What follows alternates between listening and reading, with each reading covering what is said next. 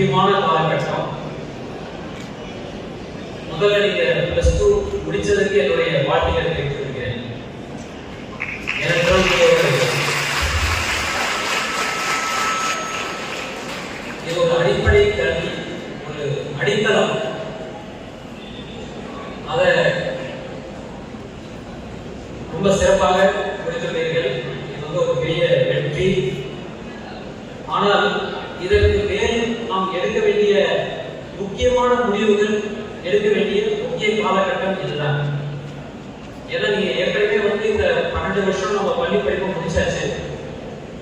இதுல நீங்க ஒரு முக்கியமான முடிவு வந்து உங்க வாழ்க்கையில ஒரு தடவை எடுத்துப்பீங்க. இது வரைக்கும் இந்த பள்ளி படிப்புல வந்து ஒரு தடவை எடுத்துப்பீங்க. இப்போ +2 வரும்போது எந்த குரூப்ல ஜாயின் பண்றது, குரூப் அந்த சயின்ஸ் மேத்ஸ்ல போறதா, இல்லை காமர்ஸ் அக்கௌண்டன்சில போறதா, கம்ப்யூட்டர் சயின்ஸ்ல போறதா, இந்த மாதிரி ஒரு முக்கியமான முடிவை நீங்க எதுல எடுத்துட்டீங்க. ஸோ அந்த வகையில அதுவும் உங்களுக்கு ஒரு முக்கிய முடிவு எடுத்ததற்கான வாழ்த்துக்கள். அதோட முக்கியமான முடிவு இப்போ நீங்க எடுக்க வேண்டியது. ஏன்னா இப்போ வந்து இந்த ஏதோ வயதுல ஒரு 16-17 வயதுல நம்ம ஒரு முக்கியமான முடிவு நம்ம எடுக்க சொல்றாங்களே, அதை எப்படி எடுக்கிறது அப்படிங்கிறது வந்து நிச்சயமா ஒரு பெரிய ஆபத்து இருக்கும். ஏன்னா வந்து நம்ம பல்வேறு வாய்ப்புகள் வந்து இருக்கு. அந்த வாய்ப்புகள் வந்து நமக்கு எது நமக்கு சிறப்பான வாய்ப்பா அமையும் அப்படிங்கிறது தான் நம்ம பார்க்கணும். ஏன்னா வந்து நம்ம வந்து ஒரு குறுகிய உலகத்திலேயே நிறைய பேர் இருக்கக்கூடிய ஒரு சூழ்நிலை. நம்ம வந்து மருத்துவமோ இல்லை பொறியியல் இது தவிர வேற எந்த வாய்ப்பும் இல்லை அப்படிங்கிறது கிடையாது.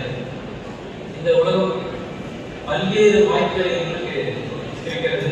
அதை நாம் தேடி எந்த வாய்ப்பு நமக்கு சரியாக அமையும் என்பதை சிந்தித்து முடிவெடுக்க வேண்டிய முக்கியமான தருணத்தில் இருக்கிறோம். அதனால வந்து நம்ம வந்து நம்மளுடைய விருப்பத்திற்கு பாடத்தை எடுத்து படித்தால்தான் நம் வாழ்க்கை முன்னேற முடியும். அதனால வந்து உங்களுக்கு எந்த பாடம் விருப்பப்படம் இருக்கிறதோ, எதில் போனால் தனித்துவத்தை நிரூபிக்க முடியுமோ அந்த முடிவை எடுக்க வேண்டிய தருணம் இதுதான். அந்தந்த துறைகளுக்கு என்னென்ன வாய்ப்பு இருக்கிறது என்பதை பல்வேறு வல்லுநர் உங்களுக்கு எடுத்து சொல்லியிருக்கிறார்கள். ஏனென்றால் இந்த நீங்க எடுக்கக்கூடிய இந்த முடிவு வந்து இந்த வாழ்நாள் முழுக்க வந்து அதனுடைய தாக்கத்தை ஏற்படுத்தணும். உங்களுடைய குடும்ப பொருளாதாரத்தை மேம்படுத்துவதற்கும், உங்களுடைய வருமானத்தை ஈட்டுத் திறனை மேம்படுத்துவதற்கும், இந்த எதிர்கால வாழ்க்கையை மேம்படுத்துவதற்கும் இப்போ நீங்க எடுக்கக்கூடிய இந்த முடிவு ரொம்ப முக்கியம். அதனால நம்ம ரொம்ப சிந்தித்து எடுக்க வேண்டியது. சில பேர் ஏற்கனவே +2 எடுக்க முடியுமா, இப்போ முடிவு எடுத்துப்பீங்க. அதனால வந்து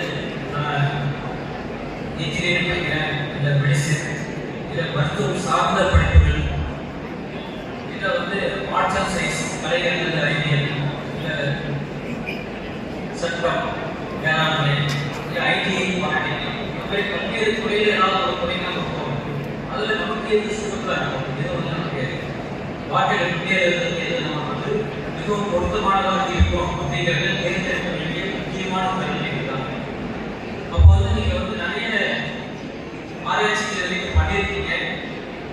அந்த மாதிரி இருக்கிறவங்களுக்கு வந்து இது வந்து உங்களுக்கு ஒரு கூடுதலான ஒரு ஆலோசனை நீங்கள் கிடைக்கும். இப்போ நீங்கள் இன்ஜினியரிங் எடுத்துட்டீங்கன்னாங்க, இன்ஜினியரிங் நம்ம வந்து நிறைய பிரான்ச்சஸ் இருக்கு.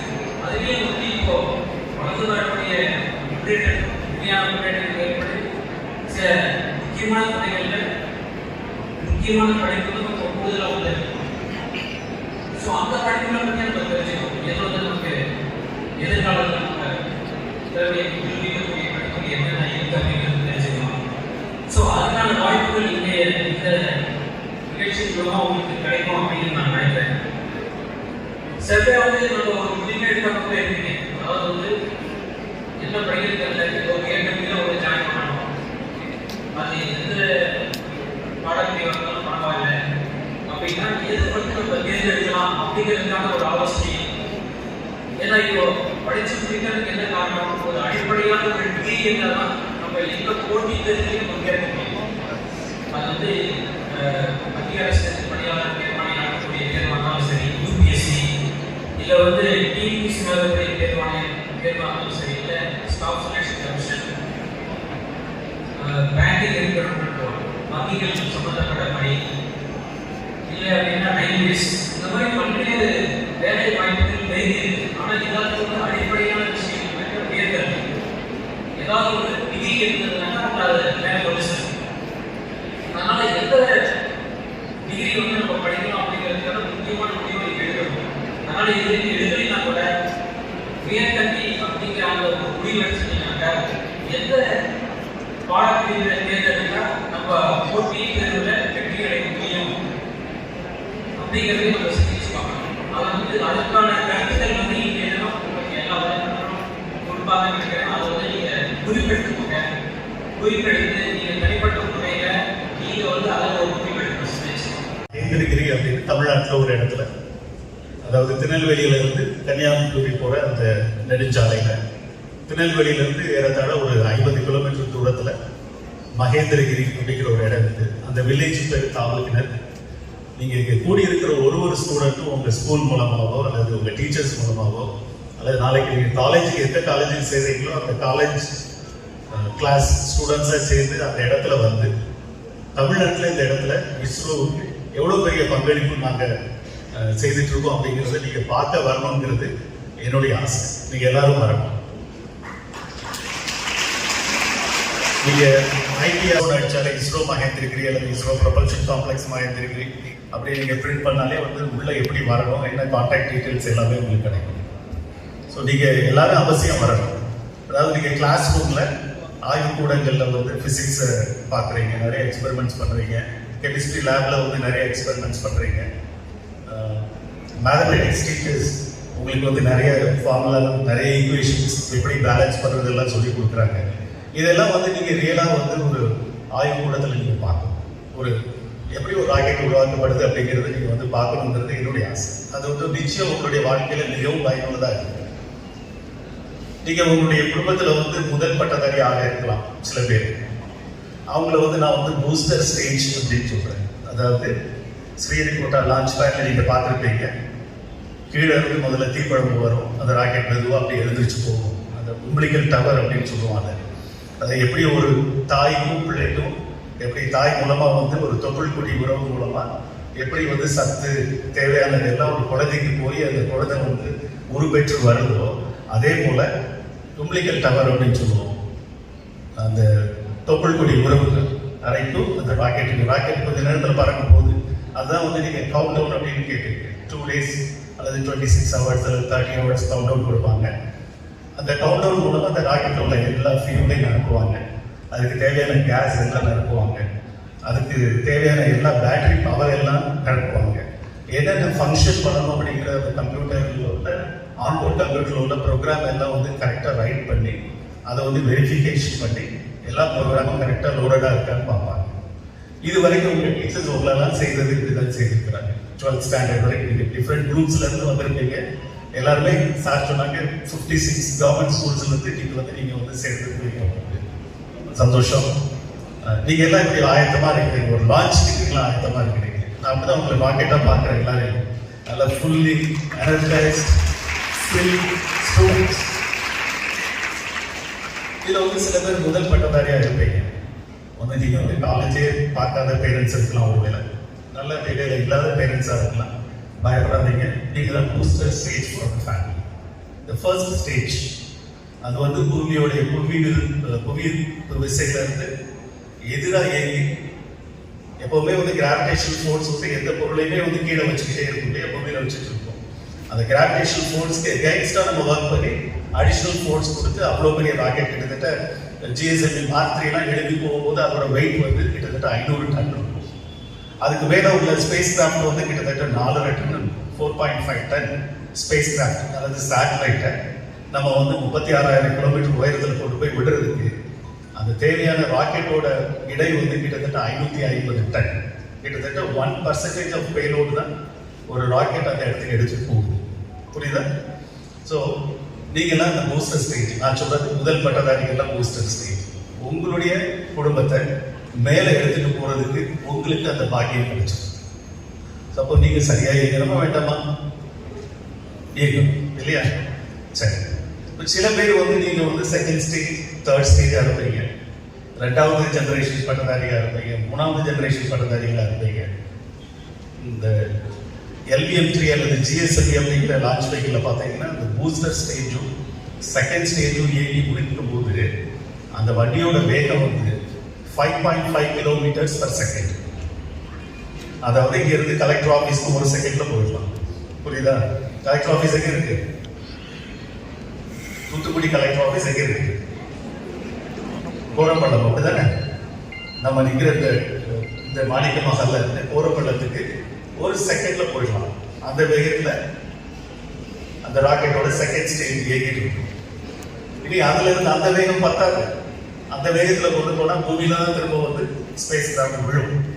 ஸ்பேஸ் கிராஃப்ட் வந்து பூமியில இருந்து எஸ்கேப் ஆகணும்னா, இந்த புவியீர்ப்பு விசையில இருந்து எஸ்கேப் ஆகணும் அப்படின்னா நீங்க வந்து அதுக்கு கொடுக்க வேண்டிய வெலாசிட்டி வந்து 11 கிலோமீட்டர் பர் செகண்ட் கொடுக்கணும்.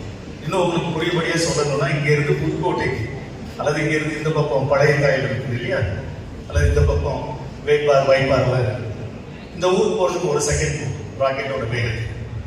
இந்த வேகம் அச்சீவ் ஆனாங்கன்னா நம்ம வந்து அந்த ஸ்பேஸ் கிராஃப்ட், அந்த சேட்டலைட், அந்த ராக்கெட்ல இருந்து பிரிக்க முடியும். பிரிச்சதுக்கு அப்புறம் தான் அந்த பூமியில இருந்து எஸ்கேப் ஆகி போகும். அதுக்கு பேர் எஸ்கேப் வெலாசிட்டி. ஸோ அந்த எஸ்கேப் ஆகி போனதுக்கு அப்புறம் தான் அது வந்து சரியான ஒரு புவி வட்டப்பாதையில நிறுத்த முடியும். அந்த புவி வட்டப்பாதையோட உயரம் பூமியில இருந்து 36,000 கிலோமீட்டர் உயரத்துல இருக்கும்.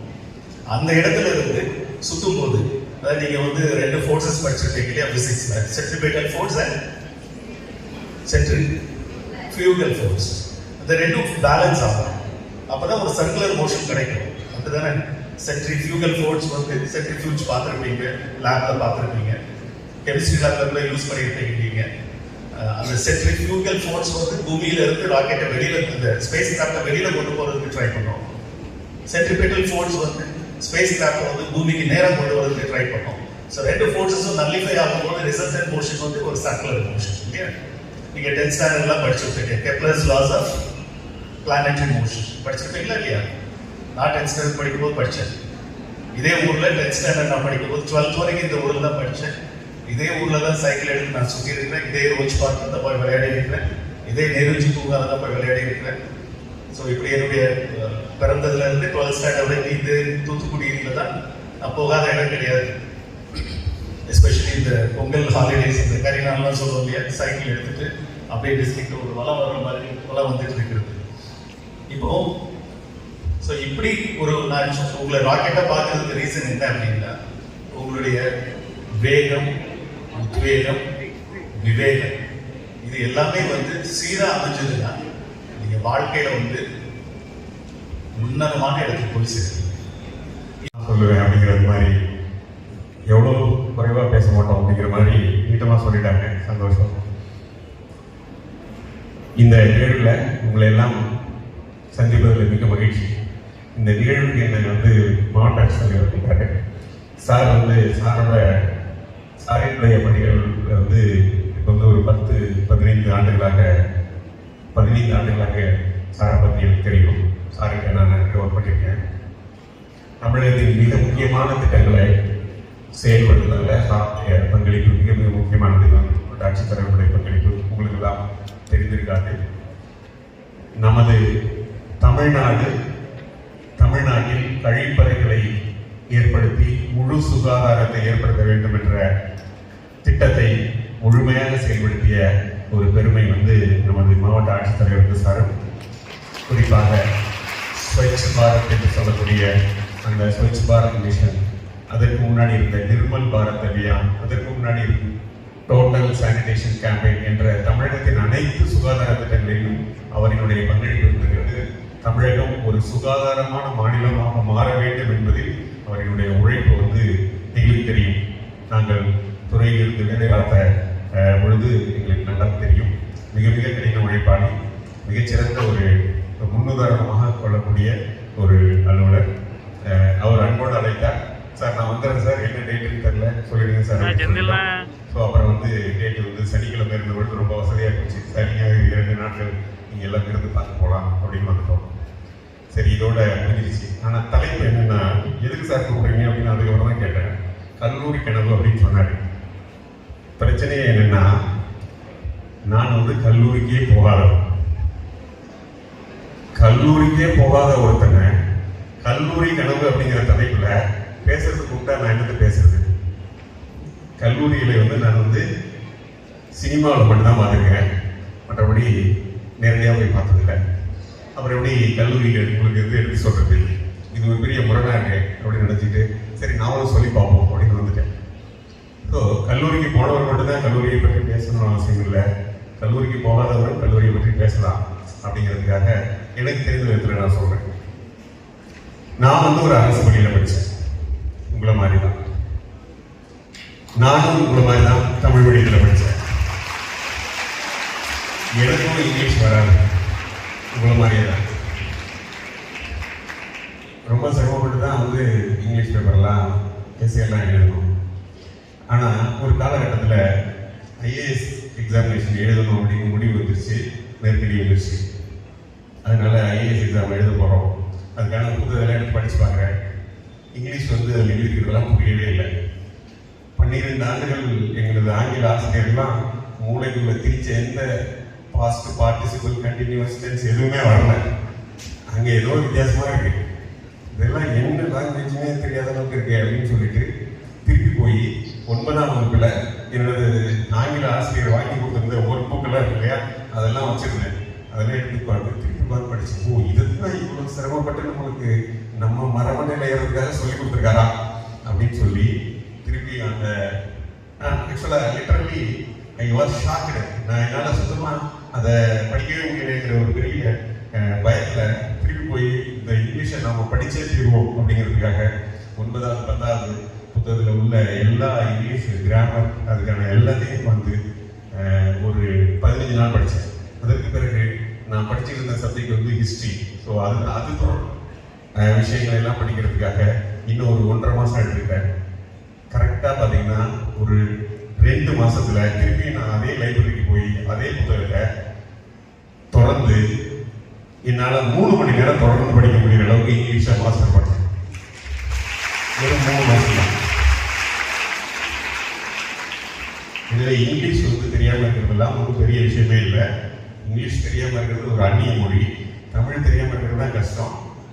எனவே இங்கிலீஷ் தெரியாமல் இருக்கிறத பற்றி ஒன்றும் கவலை கொள்ள வேண்டாம். வெகு விரைவில் நீங்கள் கற்றுக்குவீங்க, வெகு விரைவில் உங்களால் அதை அடைந்து விட முடியும். சரி, இதெல்லாம் எப்படி சார்? இதெல்லாம் வந்து சொல்கிறதெல்லாம் நல்லா தான் சார் இருக்குது, ஆனால் வந்து இங்கிலீஷ் வரமாட்டேங்குது, என்னால் இந்த நம்பிக்கை கதைகள் எல்லாம் எனக்கு வந்து பிடிக்கவே இல்லை சார் அப்படிங்கிற பேர் சில பேர் வந்து கீழே எல்லாம் அந்த தலை சாய்ந்து இருக்காங்க மாணவர்கள். சில பேர்லாம் கீழே நான் ஏன் அப்படி கீழே இருக்க வேணாம் அப்படி மேலே வைக்கலான்னு சொன்னேன்னா, அட்லீஸ்ட் இதை பார்த்து இது தலை சாய்ந்து இருக்கிறத பார்த்து அவங்க சாஞ்சிட்டாங்களோ நினைச்சு அப்படி வச்சேன். இந்த பொழுது சில பேர் அப்படியே இருக்காங்க. இந்த ஆட்டோவில் வந்து அந்த கண்ணாடியை திரும்பினா அந்த ஸ்டார்ட் ஆகிடுங்கிற மாதிரி திரும்பினா சரி ஸ்டார்ட் ஆகிடும்னு நினைக்கிறேன். கொஞ்சம் பார்ப்போம். ஆக்சுவலாக இந்த மாதிரி இங்கிலீஷ் எல்லாம் வந்து ஒரு 3 மாசத்துல படிச்சிட முடியுங்கிற நம்பிக்கையெல்லாம் எதுலேருந்து ஒரு நினைக்கிறீங்க?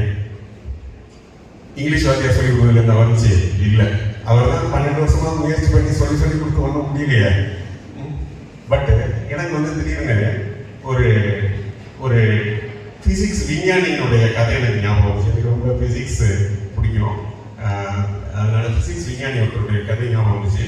ஆக்சுவலாக பிசிக்ஸில் 11th 12th என்னுடைய பிசிக்ஸ் மாஸ்டர் திரு கோபாலகிருஷ்ணன் சார் வந்து ஒரு பெரிய கான்செப்ட் சொல்றதுக்கு முன்னாடி அந்த கண்டுபிடிச்ச விஞ்ஞானியை பற்றி ஒரு சின்ன விஷயத்த ஒரு 2 நிமிஷம் சொல்லுவார். அப்படி சொல்ற பொழுது எல்லாரும் வந்து மைக்கேல் ஃபாரடே அப்படின்னு ஒரு விஞ்ஞானியை கேள்விப்பட்டிருக்கீங்களா? மைக்கேல் ஃபாரடே கேள்விப்பட்டிருக்கீங்களா? Okay, good. ஸோ மைக்கேல் ஃபாரடேயினுடைய மின்காந்த தூண்டல் அப்படின்னு சொல்லக்கூடிய எலக்ட்ரோ மேக்னெட்டிக் இண்டக்ஷன் அப்படிங்கக்கூடிய பிரின்சிபலை பற்றி இன்ட்ரோடியூஸ் பண்ணுறதுக்கு முன்னாடி மைக்கேல் ஃபாரடே பற்றி ஒரு 2 வரி சொன்னார், 2 நிமிஷம் சொன்னார். மைக்கேல் ஃபாரடே வந்து ஒரு அவருக்கு வந்து பள்ளி படிப்பு மட்டும்தான் இருந்துச்சு, அவர் காலேஜெல்லாம் போகல. அடுத்ததா அவர் வந்து ஒரு புத்தக பைண்டிங் கடையில் வேலை பார்த்தாரு. அந்த பைண்டிங் கடைக்கு வரக்கூடிய புத்தகங்கள்லாம் இருக்கு இல்லையா, அதை பைண்ட் பண்ணி முடிச்சதுக்கு பிறகு காய வைக்கிற நேரம் இல்லையா, அதுல உட்கார்ந்து அதை படிப்பாரு இரவு நேரத்துல. அதுல படிச்ச அறிவிலிருந்து அவரு இவ்வளவு பெரிய விஞ்ஞானியா வந்தாரு அப்படின்னு சொன்னாரு. இதெல்லாம் பெரிய ஆச்சரியமா இருந்துச்சு. பைண்டிங் கடையில வேலை பார்க்கக்கூடிய பைண்டருக்கான ஒரு உதவியாளராக இருந்த ஒரு சிறுவன் பைண்டிங் வந்த புத்தகெல்லாம் படிச்சு ஒரு மிகப்பெரிய கண்டுபிடிப்பான விஞ்ஞானியாவே ஆகிட்டாரு அப்படின்னு சொல்லி மைக்கேல் ஃபாரடேயினுடைய அந்த கதை 16வது வருஷம் சொல்லும்போது எனக்கு ரொம்ப இன்ஸ்பிரேஷன் இருந்துச்சு. அதுக்கு பிறகு அதை மறந்துட்டேன். ஆனா நான் இங்கிலீஷ் எல்லாம் படிக்க முடியாம அந்த புத்தகத்தெல்லாம் மூடி வச்சு போற பொழுது எனக்கு தோணுச்சு, பைண்டிங் பண்ண பையனாலேயே விஞ்ஞானி ஆகிற அளவுக்கு பெரிய அளவு படிக்க முடியும்னா இங்கிலீஷ் எல்லாம் படிக்க முடியாதா அப்படின்னு நினைச்சிட்டு அதனாலதான் முயற்சி பண்ண ஆரம்பிச்சேன். அப்புறம் நம்மளாம் 9வது பிள்ளையோ 8வது பிள்ளையோ நாங்கள் படித்த பொழுது ஹெலன் கெல்லர் அப்படின்னு ஒருத்தருடைய கதை ஒன்று இருந்துச்சு. இங்கிலீஷ்ல வந்து ஒரு ப்ரோஸா இருந்துச்சு. இப்ப இருக்குதுங்களா? ஹெலன் கெல்லர் இருக்குங்களா? எத்தனை பேருக்கு ஹெலன் கெல்லர் பத்தி தெரியும்? சரிம்மா, நல்லா சார் கை தூக்குங்க. Helen Keller. Okay, Helen Keller அப்படிங்கிற ஒரு இன்ஸ்பிரேஷனல் பர்சன் ஒருத்தவங்க இருக்காங்க. அவங்களுக்கு வந்து பிறவிலேயே வாய் அது, அதே மாதிரி அவருக்கு வந்து காது கேட்காது, கண்ணும் தெரியாது.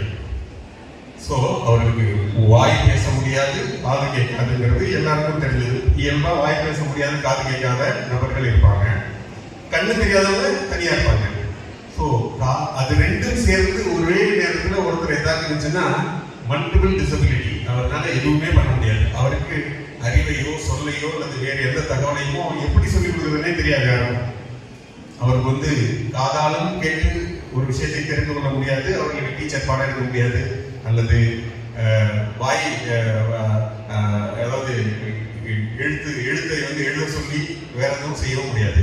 ஸோ அப்ப அவர்களுக்காக அப்பொழுது அந்த காலகட்டத்தில் பிரெயின் சொல்லக்கூடிய இந்த தொட்டு உணர்வும் எழுத்து முறையும் கூட இல்லை, கண்டுபிடிக்கப்படவில்லை.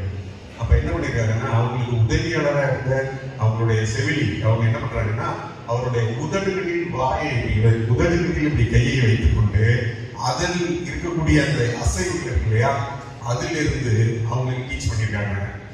அந்த மாதிரி டீச் பண்ணி உதடுகள் அசைவதை தொட்டு தொட்டு உணர்ந்து அதன் மாதிரி டீச் பண்ணி அதன் மூலமாக அவர்கள் முதல் முறையாக உங்களே யாரையோ ஒன்று பேச சொல்லுவாங்க. ஒரு மைக் இருக்குமா? அங்க யார் நான் இண்டிகேட் பண்றனோ ப்ராபபிலி அவங்க பேசலாம். எதுக்கு சார் போகணும்? காலேஜுக்கு போகாம வேலைக்கு போயிடலாம்னு வீட்டில் சொல்றாங்க அப்படிங்கிற மாதிரி யார் வீட்லயே சொல்றாங்களா? கொஞ்சம் கையை தூக்குங்க. இந்த பிளாக் ஷர்ட் போட்டுருக்கீங்க இல்லையா, உங்களுக்கு பின்னாடி இருக்காரு இல்லையா, அவருக்கு மைக் கொடுங்க.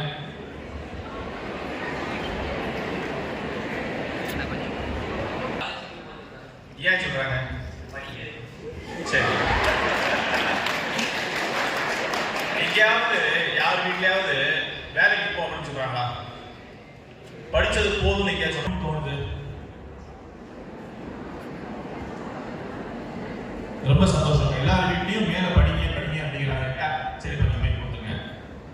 இதுல இப்ப நீங்க எல்லாருமே வந்து ஸ்கூல் முடிச்சுட்டு காலேஜுக்கு போற வயசுல இருக்கீங்க. நாங்க எல்லாருமே காலேஜ் முடிச்சு மேடையில் இருக்கவங்க எல்லாமே ஒரு 20-25 வருஷம் 30 வருஷம் இத்தனை வருஷம் ஆகி போச்சு. வாழ்க்கையை வந்து திரும்பி பார்க்கும்போது சில விஷயங்கள் தோணுது. என்ன அப்படின்னு பார்த்தோம்னா, நம்ம ஒரு வேலைக்கு போறோம் இல்லையா, நம்ம படிச்சு முடிச்சுட்டு 12ஆம் கிளாஸ் முடிச்சதுக்கு அப்புறம் வேலைக்கு சில பேர் போறாங்க, காலேஜ் முடிச்சுட்டு சில பேர் வேலைக்கு போறாங்க, இந்த மாதிரி பல பேர் வேலைகளுக்கு போறாங்க இல்லையா. வேலைக்கு போற அண்ணன் அக்கா எத்தனை பேர் இருக்காங்க உங்களுக்கு? இவ்வளவு பேருக்கு வேலைக்கு போற அண்ணன் அக்கா இருக்காங்க, கை தூக்குங்க. வேலைக்கு போறாங்க, வீட்டுல இருந்து வேலைக்கு போறாங்க, எவ்வளவு பேர் இருக்காங்க? பிரதர்ஸ் சிஸ்டர்ஸ், உங்களுக்கு மூத்தவங்க எவ்வளவு பேர் இருக்காங்க? எல்லாருமே உங்க வீட்டுல நீங்க தான் மூத்தவங்களா? சரி, காலேஜுக்கு உங்க வீட்டுல நீங்க தான் பள்ளிக்கூடத்துல படிச்சுட்டு காலேஜுக்கு போக போறீங்க அப்படின்னு எவ்வளவு பேர் இருக்கீங்க? கை தூக்கு, தைரியம் ஒன்றும் தப்பு இல்லை. பசங்க கை கீழே போடுங்க. படிச்சு முடிச்சுட்டு 12th முடிச்சுட்டு உடனே வேலை போறது வந்து சிக்கல் இருக்காது. படிச்சு முடிச்சுட்டு 12th முடிச்சுட்டு உடனே வேலைக்கு போறதுல என்ன சிக்கல் இருக்கு அப்படின்னு நீங்க வந்து ஒரு நிமிஷம் காது கேட்டுக்கோங்க. காலேஜ் போயிட்டு வேலை பார்க்கறதுல அந்த சிக்கல் கிடையாது. எப்படி போகிறது வேலைக்கு தான். 12ஆம் கிளாஸ் முடிச்சுட்டு வேலைக்கு போறதுக்கும் காலேஜ் முடிச்சுட்டு வேலைக்கு போறதுக்கும் என்ன சார் பெரிய வித்தியாசம் அப்படின்னு மனசு தோணுதா? கையில 6000 10,000 15,000 சம்பளம் கிடைக்கும் சார், இப்பயே நான் வேலைக்கு போறேன் அப்படின்னு சில பேருக்கு மனசுல தோணலாம். எதுக்கு சார் காலேஜ்லாம் போயிட்டு காலேஜுக்கு தான் செலவு அதிகமாகும், இப்பயே வீட்டுக்கு வேலைக்கு போய் சொல்றாங்க சார் அப்படின்னு சில பேருக்கு தோணும். வேலைக்கு தான் போறோம், காலேஜ் முடிச்சுட்டு போறதுக்கும் 12ஆம் கிளாஸ் முடிச்சுட்டு போறதுக்கும் என்ன வித்தியாசம்? இத்தனை வருஷம் கழிச்சு, ஒரு 30 வருஷம் கழிச்சு 20 வருஷம் கழிச்சு திரும்பி பார்க்கும்போது காலேஜ் முடிச்சுட்டு வேலைக்கு போறதுல கொஞ்சம் அட்வான்டேஜ் இருக்கு. நான் சொல்றேன், என்னன்னு சொல்றேன். இப்ப தூத்துக்குடி மாவட்டம் பசங்க வந்து ஸ்கூல் முடிச்சுட்டு இல்ல ஸ்கூல் முடிக்காம எந்தெந்த வேலைக்கு போறீங்க? உப்பள வேலைக்கு போவாங்களா? கடல் சம்பந்தப்பட்ட வேலைக்கு போவாங்களா? இந்த வேலைக்கு அதிகமா போவாங்க. சரியா? தூத்துக்குடி மாவட்டத்தில் அரசு பள்ளிக்கூடத்துல படிக்கக்கூடிய குழந்தைங்க நிறைய பேர் காலேஜுக்கு போறது இல்லை. அப்படிதான் நமக்கு கணக்கு வந்துருக்கு. அப்ப காலேஜுக்கு போறதுல என்னதான் சார் பலன்?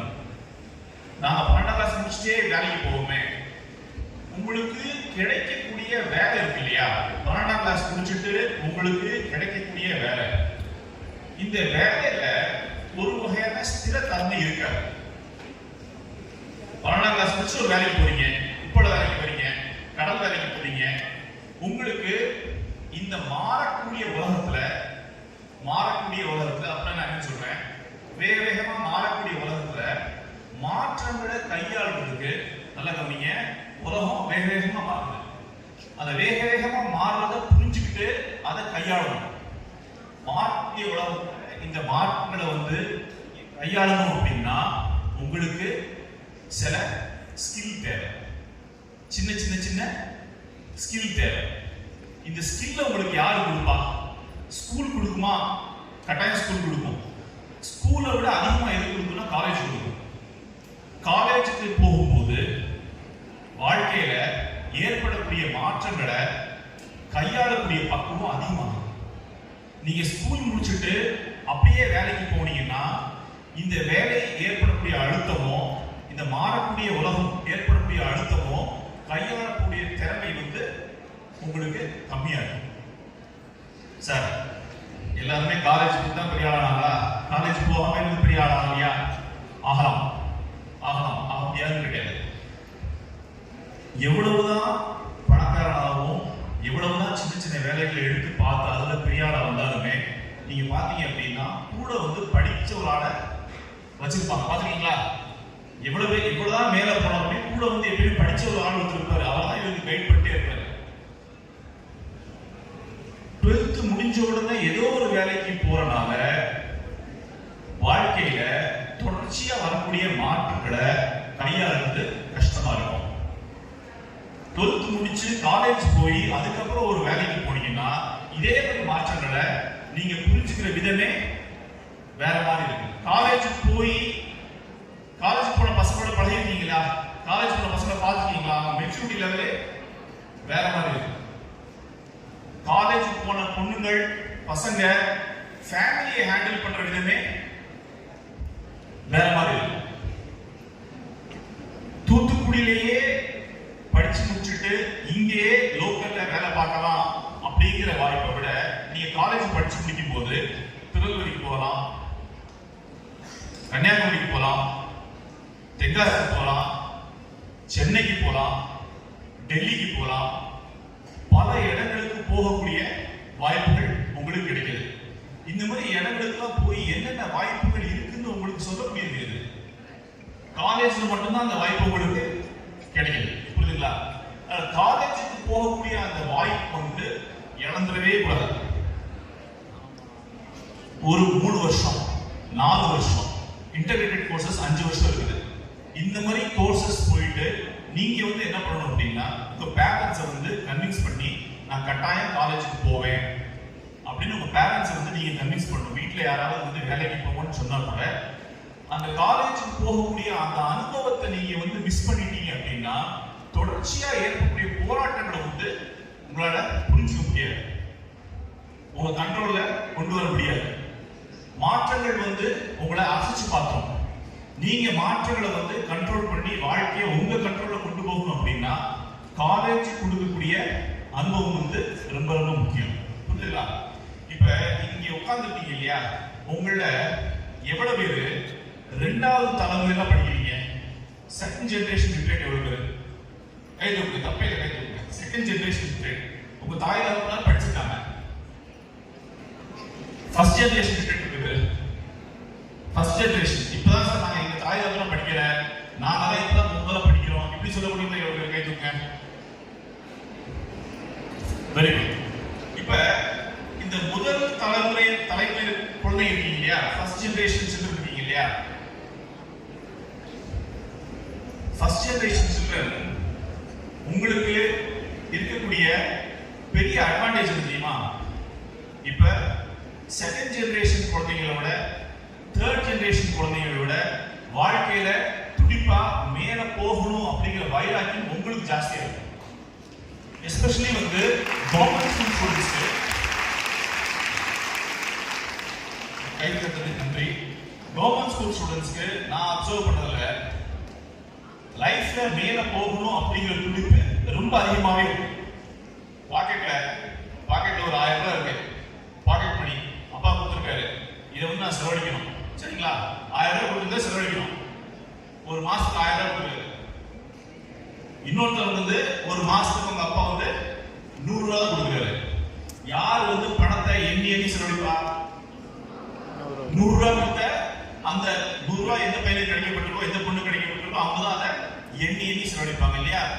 தான் எடுக்கக்கூடிய ஒவ்வொரு முடிவையும் எண்ணி பொறுமையா யாரு செய்யறாங்களோ அவங்களுக்கு கிரிட்டிக்கல் திங்கிங் அதிகமா இருக்கும். நம்ம சொல்றோம் இல்லையா, வேலைக்கு போகணும்னா கிரிட்டிக்கல் திங்கிங் எடுக்கிறாங்க. கிரிட்டிக்கல் திங்கிங் ஒண்ணுமே கிடையாது. ஒவ்வொரு முடிவையும் பகுத்தறிஞ்சு இப்படி பண்ணா என்ன நல்லது கெட்டது, அப்படி பண்ணா என்ன நல்லது கெட்டது. அதனாலதான் வந்து நிறைய எம்ப்ளாயர்ஸ், பெரிய பெரிய மல்டிநேஷனல் கம்பெனிஸ் எம்ப்ளாயர்ஸ் என்ன சொல்றாங்கன்னா, சார் கவர்மெண்ட் ஸ்கூல் ஸ்டூடெண்ட்ஸுக்கு இருக்கக்கூடிய கிரிட்டிக்கல் திங்கிங் அபாரமா இருக்கு சார் அப்படிங்கிறாங்க. நான் உண்மையிலே சொல்றேன், அபாரமா இருக்குதான் செய்யுது. பிரச்சனைகளை சந்திச்சுக்கிட்டே இருந்து பிரச்சனைகளுக்கு தீர்வுகள் வந்து கண்டுகிட்டே இருக்கக்கூடிய பசங்களுக்கு அனலிட்டிக்கல் திங்கிங்கும் கிரிட்டிக்கல் திங்கிங் அதிகமா தான் இருக்கும், கட்டாயம் அதிகமா தான் இருக்கும். அதனால 12th முடிஞ்ச உடனே வேலைக்கு போயிடலாம் அப்படிங்கிற மாதிரி உங்களை வந்து நீங்க சுருக்கிக்க கூடாது. நீங்க முதல் தலைமுறை குழந்தைகள், ஃபர்ஸ்ட் ஜெனரேஷன் ஸ்டூடெண்ட்ஸா மோஸ்ட்லி இருப்பீங்க. இப்படி யோசிச்சு பாருங்களேன், உங்க தாய் தகப்பனாரை விட நீங்க ஒரு பெட்டரா இருக்கீங்களா? இப்ப ஒரு பெட்டர் சிச்சுவேஷன் பண்ணீங்களா? கரெக்டா? கட்டாயமா உங்க பேரண்ட்ஸ் விட நீங்க பெட்டரா இருக்கீங்களா? அவங்க ஸ்கூலுக்கு போல நீங்க ஸ்கூலுக்கு போறீங்க. உங்களுடைய குழந்தைங்களை எங்க கொண்டு போகணும், இப்ப இல்ல ஃபியூச்சர்ல உங்க குழந்தைங்களை எங்க கொண்டு போகணும் அப்படிங்கிற அந்த வைராக்கியம் இருக்கு இல்லையா, அந்த எனர்ஜி இருக்கு இல்லையா, நம்ம குழந்தைங்களை இதை விட பிரமாதமா கொண்டு போகணும் அப்படிங்கிற துடிப்பு உங்களுக்கு அதிகமா இருக்கும். அது எப்ப அதிகமா இருக்கும் அப்படின்னா, நீங்க ஸ்கூல் முடிச்சுட்டு அப்படியே வேலைக்கு போனா அந்த துடிப்பு அதிகமா இருக்காது. நான் சொல்ல புரியுதா? லைஃப்ல வாழ்க்கையில நம்மளுடைய அடுத்த ஜெனரேஷன் இன்னும் பெட்டரா போகணும் அப்படிங்கிற துடிப்பு எப்ப உங்களுக்கு அதிகமா இருக்குன்னா, நீங்க காலேஜ் போனதா இருக்கும். நான் சொல்ல புரியுதா? காலேஜுக்கு போனீங்கன்னா உங்களுக்கு ஒரு ஃப்ரெண்ட் இருப்பாங்க, அந்த ஃப்ரெண்டோட குழந்தைங்க அவங்க வாழ்க்கை முறை அவங்க மேலும் மேலும் மேல போறது நீங்க பாப்பீங்க. உங்களுக்கு உணர்வு பூர்வமா உங்க நண்பர்கள் வாழ்க்கையில மேல போறத நீங்க பார்க்கும்போது உங்களுக்குள்ளேயும் நம்மளும் இந்த மாதிரி போகும், நம்மளும் நம்ம குழந்தைகளை இந்த மாதிரி கொண்டு போகணும்னு எண்ணம் ஸ்ட்ராங்கா வரும். கரெக்டா? அதை ஏற்படுத்தி கொடுக்கக்கூடிய இடம் இது. அதை ஏற்படுத்தக்கூடிய இடம் ஸ்கூலா